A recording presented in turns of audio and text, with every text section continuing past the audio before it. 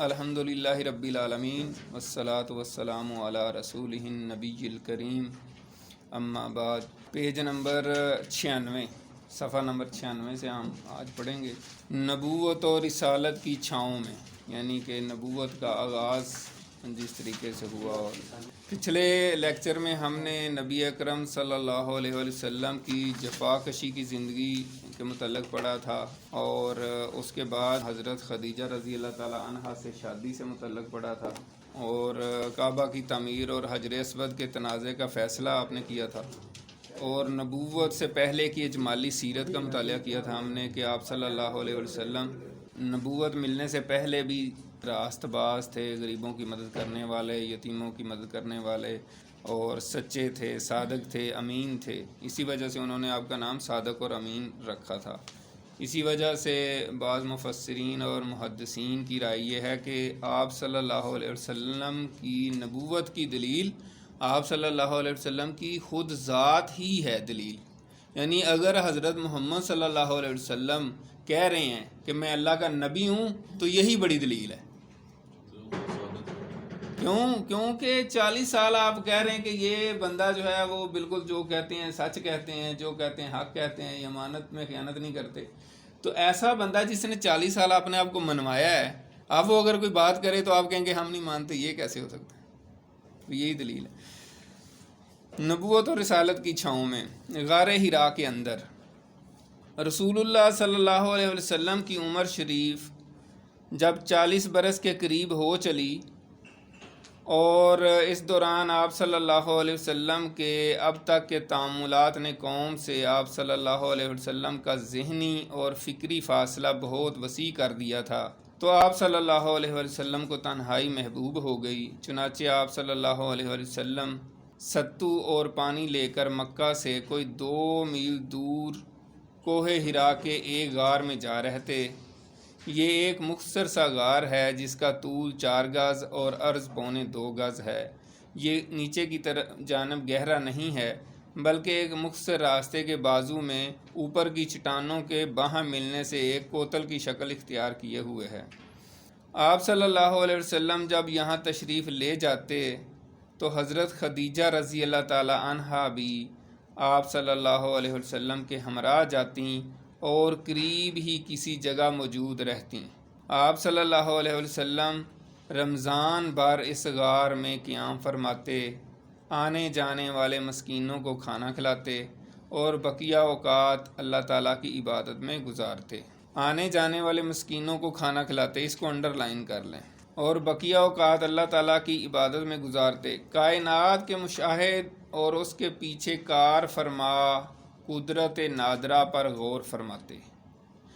آپ صلی اللہ علیہ وسلم کو اپنی قوم کے لچر پوش شرکیہ عقائد اور واہیات تصورات پر بالکل اطمینان نہ تھا، لیکن آپ صلی اللہ علیہ وسلم کے سامنے کوئی واضح راستہ، معین طریقہ اور افراط و تفریط سے ہٹی ہوئی کوئی ایسی راہ نہ تھی جس پر آپ صلی اللہ علیہ وسلم اطمینان و انشراح قلب کے ساتھ رواں دواں ہو سکتے۔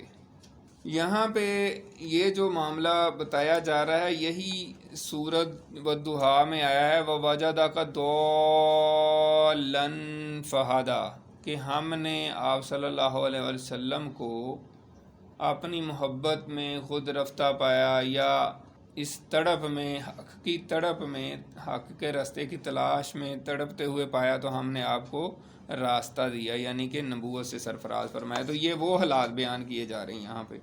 نبی اکرم صلی اللہ علیہ وسلم کی یہ تنہائی پسندی بھی در حقیقت اللہ تعالیٰ کی تدبیر کا ایک حصہ تھی۔ اس طرح اللہ تعالیٰ آپ صلی اللہ علیہ وسلم کو آنے والے کار عظیم کے لیے تیار کر رہا تھا۔ آگے بڑی اہم بات ہے، بہت غور طلب ہے۔ در حقیقت جس روح کے لیے بھی یہ مقدر ہو کہ وہ انسانی زندگی کے حقائق پر اثر انداز ہو کر ان کا رخ بدل ڈالے، اس کے لیے ضروری ہے کہ زمین کے مشاغل، زندگی کے شور اور لوگوں کے چھوٹے چھوٹے ہم و غم کی دنیا سے کٹ کر کچھ عرصے کے لیے الگ تھلگ اور خلوت نشین رہے۔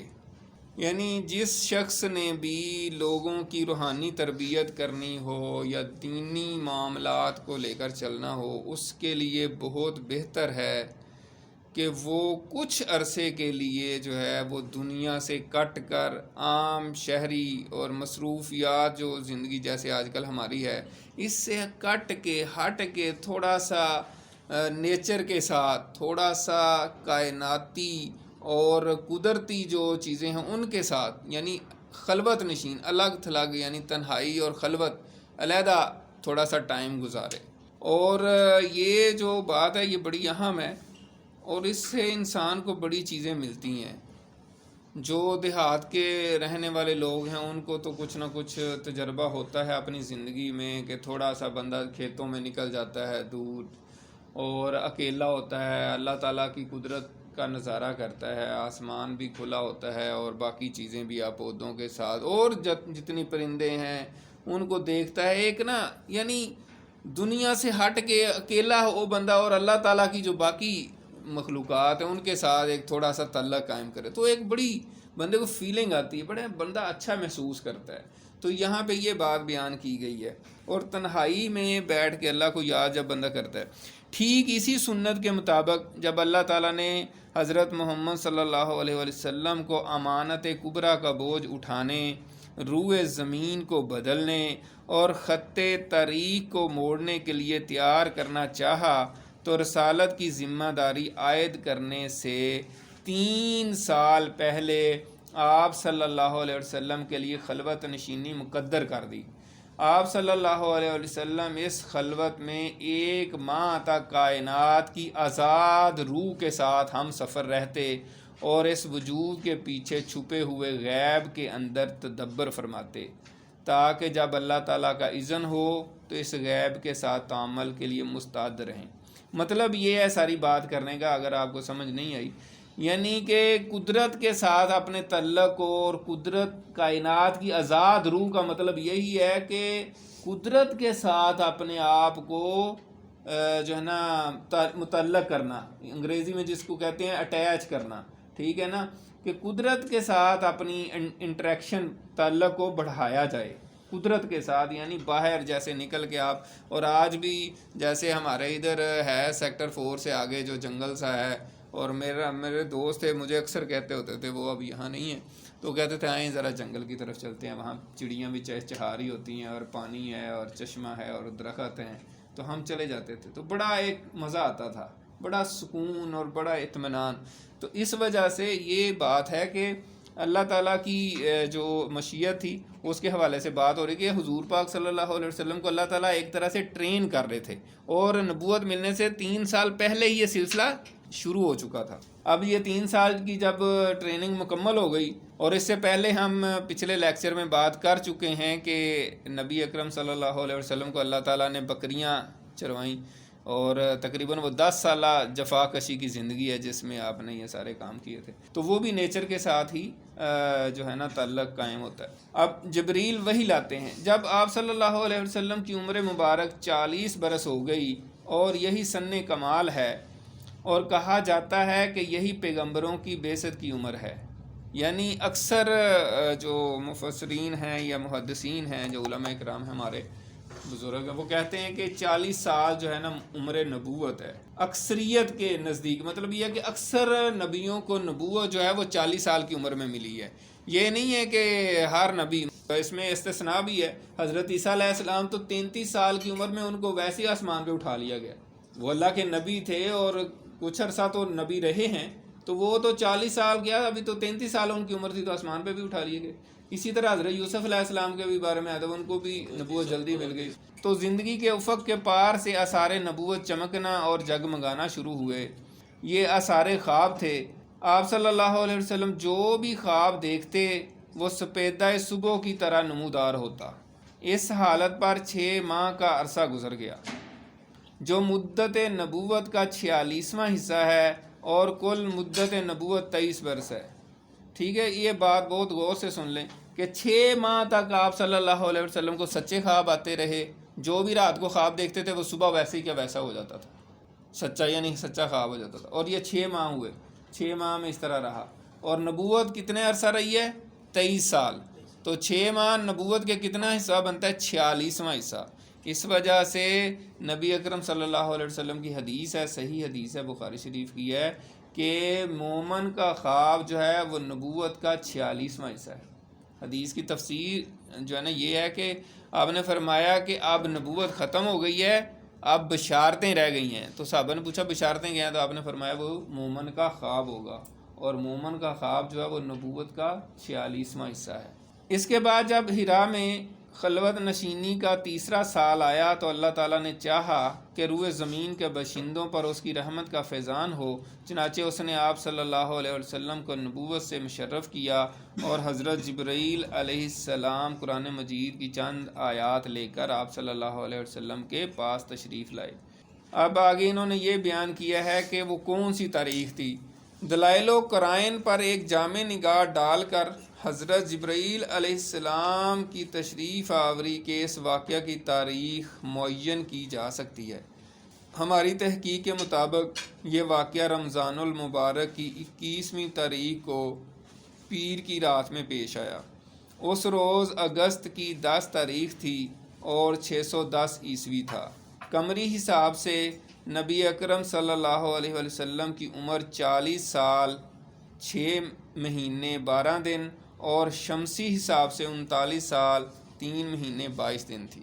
آئیے اب ذرا حضرت عائشہ رضی اللہ تعالیٰ عنہ کی زبانی اس واقعے کی تفصیلات سنیں۔ یہ انوار لاہوت کا ایک ایسا شعلہ تھا جس سے کفر و ضلالت کی تاریکیاں چھڑتی چلی گئیں، یہاں تک کہ زندگی کی رفتار بدل گئی اور تاریخ کا رخ پلٹ گیا۔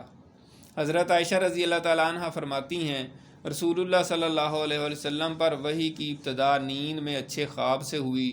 آپ صلی اللہ علیہ وسلم جو بھی خواب دیکھتے تھے وہ سپیدہ صبح کی طرح نمودار ہوتا تھا۔ پھر آپ صلی اللہ علیہ وسلم کو تنہائی محبوب ہو گئی، چنانچہ آپ صلی اللہ علیہ وسلم غار حرا میں خلوت اختیار فرماتے اور کئی رات گھر تشریف لائے بغیر مصروف عبادت رہتے۔ اس کے لیے آپ صلی اللہ علیہ وسلم توشہ لے جاتے، یعنی کھانا لے جاتے، پھر کھانا ختم ہونے پر حضرت خدیجہ کے پاس واپس آتے اور تقریباً اتنے ہی دنوں کے لیے پھر کھانا لے جاتے، یہاں تک کہ آپ صلی اللہ علیہ وسلم کے پاس حق آیا اور آپ غار حرا میں تھے، یعنی آپ کے پاس فرشتہ آیا اور اس نے کہا پڑھو۔ آپ نے فرمایا میں پڑھا ہوا نہیں ہوں۔ آپ فرماتے ہیں کہ اس پر اس نے مجھے پکڑ کر اس زور سے دبایا کہ میری قوت نے چھوڑ دی، پھر چھوڑ کر کہا پڑھو۔ میں نے کہا میں پڑھا ہوا نہیں ہوں۔ اس نے دوبارہ پکڑ کر دبوچا، پھر چھوڑ کر کہا پڑھو۔ میں نے پھر کہا میں پڑھا ہوا نہیں ہوں۔ اس نے تیسری بار پکڑ کر دبوچا، پھر چھوڑ کر کہا اقرأ بسم ربک الذی خلق خلق الانسان من علق اقرأ وربک الاکرم الذی علم بالقلم علم الانسان ما لم یعلم۔ یہاں کتاب میں انہوں نے 3 آیات ہی لکھی ہیں، تو باقی 2 آیات بھی پہلی وحی میں شامل ہیں، وہ انہوں نے نہیں لکھی۔ تو ترجمہ اس کا یہی ہے، پڑھو اپنے رب کے نام سے جس نے پیدا کیا انسان کو، لوتھڑے سے پیدا کیا۔ پڑھو اور تمہارا رب نہایت کریم ہے جس نے انسان کو علم سکھایا قلم کے ذریعے، یعنی جس نے قلم کے ذریعے سکھایا، اور علم الانسان ما لم یعلم، اور انسان کو وہ کچھ سکھایا وہ جو کہ وہ نہیں جانتا تھا۔ ان آیات کے ساتھ رسول اللہ صلی اللہ علیہ وسلم پلٹے۔ آپ صلی اللہ علیہ وسلم کا دل دھک دھک کر رہا تھا۔ حضرت خدیجہ رضی اللہ تعالیٰ عنہا بنت خویلد کے پاس تشریف لائے اور فرمایا مجھے چادر اڑا دو، مجھے چادر اڑا دو۔ انہوں نے آپ صلی اللہ علیہ وسلم کو چادر اڑا دی، یہاں تک کہ خوف جاتا رہا۔ یہ بڑے مشہور الفاظ ہیں عربی میں، زملونی زملونی، زمل کا مطلب ہوتا ہے چادر، تو زملونی یعنی مجھے چادر اڑا دیجیے۔ اس کے بعد آپ صلی اللہ علیہ وسلم نے حضرت خدیجہ رضی اللہ تعالیٰ عنہا کو واقعے کی اطلاع دیتے ہوئے فرمایا یہ مجھے کیا ہو گیا ہے، مجھے تو اپنی جان کا ڈر لگتا ہے۔ حضرت خدیجہ رضی اللہ تعالیٰ عنہا نے کہا قطعاً نہیں، بخدا آپ صلی اللہ علیہ وسلم کو اللہ تعالیٰ رسوا نہ کرے گا۔ آپ صلہ رحمی کرتے ہیں، درماندوں کا بوجھ اٹھاتے ہیں، تہی دستوں کا بندوبست کرتے ہیں، مہمان کی میزبانی کرتے ہیں اور حق کے مصائب پر اعانت کرتے ہیں. یعنی آپ صلی اللہ علیہ وسلم کی نبوت تو ابھی مل رہی ہے. ابھی تو حضور پاک نے آ کے اپنا واقعہ بیان کیا کہ میرے ساتھ یہ ہوا ہے، لیکن حضرت خدیجہ تو حضور پاک کا ماضی بیان کر رہی ہیں کہ آپ کیا کیا کرتے ہیں.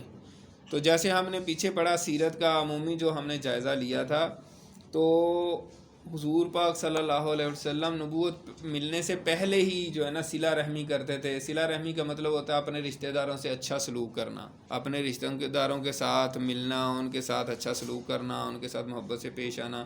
پھر یہ ہے کہ غریبوں کی مدد کرنا. ٹھیک ہے، درماندوں کو بوجھ اٹھانے کا مطلب ہے کہ جو بھی غریب ہے، مسکین ہے، اس کی مدد کرنا. اسی طرح تہی دستوں کا بندوبست کرنے کا مطلب یہی ہے. تہی دست خالی ہاتھ، یعنی جس کے پاس کچھ نہیں ہوتا، ٹھیک ہے، اس کی مدد کرتے ہیں. مہمانوں کی میزبانی کرتے ہیں. اسی طرح کوئی بھی حق کے معاملے میں مدد کرتے ہیں. اعانت کرنا یعنی مدد کرنا. حق میں اگر حق کے رستے میں کسی کو کوئی مصیبت آئے تو اس پہ بھی آپ مدد فرماتے ہیں. تو یہ آپ صلی اللہ علیہ وسلم کی ساری باتیں جو ہیں، جو آپ کا کردار تھا، حضرت خدیجہ رضی اللہ تعالیٰ عنہا وہ بیان فرما رہی ہیں کہ آپ ایسے ہیں تو اللہ تعالیٰ آپ کو بالکل بھی ضائع نہیں کرے گا، آپ کو کوئی نقصان نہیں پہنچائے گا. تو ایک تو آپ کی یہاں سیرت بیان کی حضرت خدیجہ رضی اللہ تعالیٰ عنہا نے. دوسرا یہ ہے کہ حضرت خدیجہ کا بھی آپ لیول چیک کریں. اور یہی میں سوچ رہا تھا تیاری کرتے ہوئے، سیرت النبی جو ہے وہ ہم عام طور پہ یہی سمجھتے ہیں کہ حضور پاک کی زندگی کا بس حضور پاک کے بارے میں بات ہوگی. نہیں، سیرت النبی میں ہر بندے کے لیے ہدایت ہے، اور ہر بندے کی، اور عورتوں کے لیے بھی ہے. اب دیکھیں ہم سیرت کا مطالعہ کر رہے ہیں. شروع میں ہم نے حضرت حاجرہ کا پڑھا تھا، ٹھیک ہے، اب جو ہے نا حضرت خدیجہ کا پڑھ رہے ہیں. پھر حضرت عائشہ کا ذکر آئے گا، حضرت فاطمہ رضی اللہ تعالیٰ عنہا کا، اور بھی امہات المومنین کا آئے گا، صحابیات کا بھی ذکر آئے گا. تو سیرت النبی یہ نہیں ہے کہ مردوں کے لیے ہے، اس میں عورتوں کے لیے بھی بہت بڑا سبق ہے. اب یہ حضرت خدیجہ رضی اللہ تعالیٰ عنہا جو ہیں، یہاں تھوڑی سی ان کی صفات بیان کر دی جائیں کہ آپ صلی اللہ علیہ وسلم کی حدیث ہے کہ پوری دنیا میں 4 عورتیں ہوئی ہیں کامل، بہترین، زبردست. کون کون سی؟ آسیہ، ٹھیک ہے، جو فرعون کی بیوی تھی، ٹھیک ہے، مریم علیہ السلام، حضرت خدیجہ اور حضرت فاطمہ، ٹھیک ہے. اور حضرت خدیجہ رضی اللہ تعالیٰ عنہا جو ہیں وہ کتنی عظیم عورت ہیں. ان کی عظمت کا اندازہ آپ اس سے لگا سکتے ہیں کہ اللہ تعالیٰ نے ان کو اپنے نبی، جو کہ تمام رسولوں کا بھی امام ہے، نبیوں کا بھی امام ہے، تمام انسانیت کے امام ہیں، یعنی پوری دنیا میں حضرت آدم علیہ السلام سے لے کر قیامت تک جتنے بھی انسان پیدا ہوں گے، ان کے سردار، ان کے امام، ان کے آقا کون ہے؟ حضرت محمد صلی اللہ علیہ وسلم. ان سے بڑھ کر کوئی بھی نہیں ہے، نہ کوئی پیدا ہوا ہے نہ پیدا ہوگا. ان کے لیے اللہ تعالیٰ نے حضرت خدیجہ کو پسند فرمایا، ٹھیک ہے. اور میرا یہ یقین ہے، میرا یہ ماننا ہے کہ اس وقت پوری دنیا میں، پورے روئے زمین پر حضرت خدیجہ رضی اللہ تعالیٰ عنہ سے بڑھ کر کوئی عورت نہیں تھی، ہو ہی نہیں سکتی. اللہ تعالیٰ نے اپنے نبی کے لیے جو سب سے بہترین تھی اس کو چننا تھا. تو حضرت خدیجہ ایسی عورت تھی. اور یہ صرف یہ ایسی بات نہیں ہے کہ ہم ویسی بات کر رہے ہیں. آپ دیکھیں ان کا لیول چیک کریں کہ اللہ کے نبی کو حوصلہ دے رہی ہیں، اور ان کی کیسی، انہوں نے کتنی آپ صلی اللہ علیہ وسلم کی صفات اور کردار کو کتنا اچھی طرح سمجھا اور دیکھا ہوا تھا، اور کس طریقے سے انہوں نے آپ کی مدد کی اور آپ کا حوصلہ بڑھایا. کوئی اور عورت ہوتی تو کہتی ہاں یہ پتہ نہیں کیا ہو گیا آپ کو، تو میں بس اور ہی کچھ کر دیتی. ہاں، لیکن انہوں نے کیسے آپ کو حوصلہ دیا ہے. اور پھر اس سے پہلے ہم پڑھ آئے ہیں کہ وہ تجارت کرتی تھیں. یعنی کتنی عقل مند عورت تھیں، کتنی سمجھدار، کتنی ایک ان کا کتنا رتبہ تھا کہ مکے کے بڑے بڑے رئیس جو ہیں ان سے شادی کرنا چاہ رہے تھے. تو ان کی عقل، فہم، سمجھ، پھر بڑا پن، پھر ان کی سخاوت یہ ہے کہ آگے ہم پڑھیں گے کہ سارے کا سارا مال، اتنی بڑی تاجر تھیں، اتنی بڑی مالدار تھیں، تو سارے کا سارا مال حضور پاک کے قدموں پہ انہوں نے قربان کر دیا، اور سارا دین کے رستے میں قربان کر دیا. اپنے غلام تک کو حضور پاک کے پیش کر دیا، زید بن حارثہ جو تھے. تو حضرت خدیجہ رضی اللہ تعالیٰ عنہا جو ہیں وہ بڑی عظیم عورت ہیں، اور ان کی عظمت یہاں سے ظاہر ہو رہی ہے جس طریقے سے وہ آپ کو حوصلہ دے رہی ہیں. اس کے بعد حضرت خدیجہ رضی اللہ تعالیٰ عنہ آپ کو اپنے چچیرے بھائی ورقہ بن نوفل بن اسد بن عبد العزیٰ کے پاس لے گئیں۔ ورقہ دور جاہلیت میں عیسائی ہو گئے تھے اور عبرانی میں لکھنا جانتے تھے، چنانچہ عبرانی زبان میں حسب توفیق الہی انجیل لکھتے تھے۔ اس وقت بہت بوڑھے اور نابینا ہو چکے تھے۔ ان سے حضرت خدیجہ نے کہا، بھائی جان آپ اپنے بھتیجے کی بات سنیں۔ ورقہ نے کہا، بھتیجے تم کیا کہتے ہو یا تم کیا دیکھتے ہو؟ رسول اللہ صلی اللہ علیہ وسلم نے جو کچھ دیکھا تھا بیان فرما دیا۔ اس پر ورقہ نے آپ سے کہا، یہ تو وہی ناموس ہے جسے اللہ نے موسیٰ پر نازل کیا تھا۔ کاش میں اس وقت توانا ہوتا، کاش میں اس وقت زندہ ہوتا جب آپ کی قوم آپ کو نکال دے گی۔ رسول اللہ صلی اللہ علیہ وسلم نے فرمایا، اچھا تو کیا یہ لوگ مجھے نکال دیں گے؟ ورقہ نے کہا، ہاں، جب بھی کوئی آدمی اس طرح کا پیغام لایا جیسا تم لائے ہو تو اس سے ضرور دشمنی کی گئی، اور اگر میں نے تمہارا زمانہ پا لیا تو تمہاری زبردست مدد کروں گا۔ اس کے بعد ورقہ جلد ہی فوت ہو گئے اور وہی رک گئی۔ اچھا، اب آج بیچ میں چھوڑ دیں اور صفحہ نمبر 101 پہ آ جائیں، وحی کی بندش، کیونکہ درمیان میں سارا انہوں نے پھر وہی باتیں دوبارہ کہی ہیں۔ وحی کی بندش رہی یہ بات کہ وحی کتنے دنوں تک بند رہی، تو اس سلسلے میں ابن سعد نے ابن عباس سے ایک روایت نقل کی ہے جس کا مفہوم یہ ہے کہ یہ بندش چند دنوں کے لیے تھی، اور سارے پہلوؤں پر نظر ڈالنے کے بعد یہی بات راجع یعنی یقینی معلوم ہوتی ہے۔ اور یہ جو مشہور ہے کہ وحی کی بندش 3 سال یا 2.5 سال تک رہی، تو یہ قطعاً صحیح نہیں، البتہ یہاں دلائل پر بحث کی گنجائش نہیں ہے۔ یعنی وحی کی بندش جو ہے نا، اکثر مفسرین کے نزدیک بھی، قرآن پاک کی جب آپ تفسیر پڑھتے ہیں اس میں بھی، تو وحی کو بہت زیادہ عرصہ بند نہیں رہی، لیکن عام عوام میں یا اس طرح بڑی باتیں مشہور ہو جاتی ہیں یا ضعیف روایات ہوتی ہیں، تو اس سے بڑی لمبی اس کی مدت بھی بیان کی جاتی ہے۔ تو وہ انہوں نے یہی بتایا کہ وحی کچھ زیادہ عرصہ بند نہیں رہی تھی، بہت لمبا عرصہ۔ وحی کی اس بندش کے عرصے میں رسول اللہ صلی اللہ علیہ وسلم جو ہے نا غمگین رہے اور آپ پر حیرت و استعجاب طاری رہا، چنانچہ صحیح بخاری کتاب التعبیر کی روایت ہے، صحیح بخاری کی حدیث ہے جو یہاں آگے لکھی ہے، وہی بند ہوگی جس سے رسول اللہ صلی اللہ علیہ وسلم اس قدر غمگین ہوئے کہ کئی بار بلند و بالا پہاڑ کی چوٹیوں پر تشریف لے گئے کہ وہاں سے لڑک جائیں، لیکن جب کسی پہاڑ کی چوٹی پر پہنچتے کہ اپنے آپ کو لڑکا لیں تو حضرت جبرائیل نمودار ہوتے اور فرماتے، اے محمد، آپ اللہ کے رسول برحق ہیں، اور اس کی وجہ سے آپ کا اضطراب تھم جاتا، نفس کو قرار آ جاتا اور آپ واپس آ جاتے۔ پھر جب آپ صلی اللہ علیہ وسلم پر وحی کی بندش طول پکڑ جاتی تو آپ پھر اسی جیسے کام کے لیے نکلتے، لیکن جب پہاڑ کی چوٹی پر پہنچتے تو حضرت جبرائیل نمودار ہو کر پھر وہی بات دہراتے۔ جبرائیل دوبارہ وحی لاتے ہیں۔ اب جو ہے نا دوبارہ یعنی کہ وحی کا ایک جو سلسلہ ہے نا دوبارہ سے شروع ہو جاتا ہے۔ حافظ ابن حجر رحمۃ اللہ علیہ فرماتے ہیں کہ یہ یعنی وحی کی جو چند روزہ بندش تھی اس لیے تھی کہ تاکہ آپ صلی اللہ علیہ وسلم پر جو خوف طاری ہو گیا تھا وہ رخصت ہو جائے۔ ابھی آپ پوچھ رہے تھے نا کہ وحی نازل ہوئی اور پھر کچھ عرصہ بند کیوں ہو گئی، اس کا کچھ مقصد تھا۔ مقصد یہی تھا جو مفسرین نے بھی بیان کیا ہے، سیرت نگاروں نے بھی بیان کیا ہے کہ یکدم جب آپ کے ساتھ ایک تجربہ ہوا اور آپ ظاہر ہے ہم تو ایسے ہی، اب ہمیں تو سارا پتہ ہے نا، فرشتہ آتا ہے اور تو ہم اس کو اتنا محسوس شاید نہیں کر سکتے نا، لیکن اچانک کسی کے سامنے اس طرح اتنا بڑا فرشتہ نظر آ جائے جس کے 600 پر ہوں، اس سے انسان ہے تو ایک طبی طور پہ، قدرتی طور پہ خوف طاری ہو جاتا ہے۔ تو وہ اچانک یہ سارا معاملہ ہوا، تو اس وجہ سے اللہ تعالیٰ نے چاہا کہ کچھ دنوں کے لیے آپ صلی اللہ علیہ وسلم جو ہے نا ذرا سٹیبل ہو جائیں، یعنی یہ خوف و ہراس جو ہے یا خوف کی کیفیت جو ہے وہ جاتی رہے۔ تو یہی انہوں نے بیان کیا ہے تاکہ آپ پر جو خوف طاری ہو گیا تھا وہ رخصت ہو جائے اور دوبارہ وحی کی آمد کا شوق و انتظار پیدا ہو جائے۔ چنانچہ جب حیرت کے سائے سکڑ گئے، حقیقت کے نقوش پختہ ہو گئے اور نبی اکرم صلی اللہ علیہ وسلم کو یقینی طور پر معلوم ہو گیا کہ آپ خود آئے بزرگ و برتر کے نبی ہو چکے ہیں، اور آپ کے پاس جو شخص آیا تھا وہ وحی کا سفیر اور آسمانی خبر کا ناقل ہے، یعنی آسمان سے خبریں لینے والا ہے، اور اس طرح وحی کے لیے آپ کا شوق و انتظار اس بات کا ضامن ہو گیا کہ آئندہ وحی کی آمد پر آپ صلی اللہ علیہ وسلم ثابت قدم رہیں گے اور اس بوجھ کو اٹھا لیں گے۔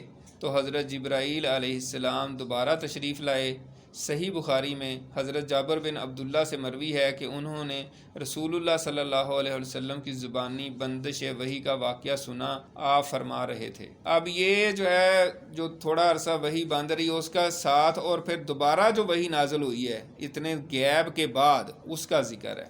آپ فرماتے ہیں میں چلا جا رہا تھا کہ مجھے اچانک آسمان سے ایک آواز سنائی دی۔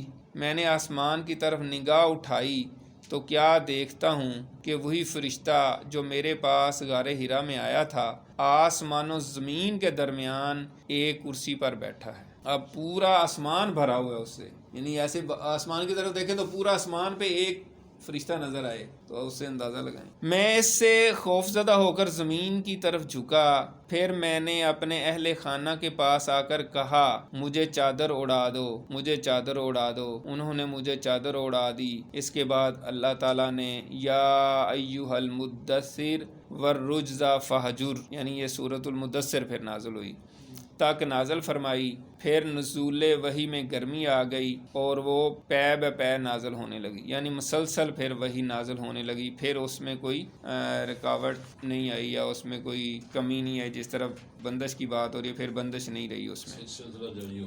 تو اللہ تعالیٰ سے دعا ہے کہ اللہ تعالیٰ ہمیں جو کچھ پڑھا سنا اس پر عمل کرنے کی توفیق عطا فرمائے۔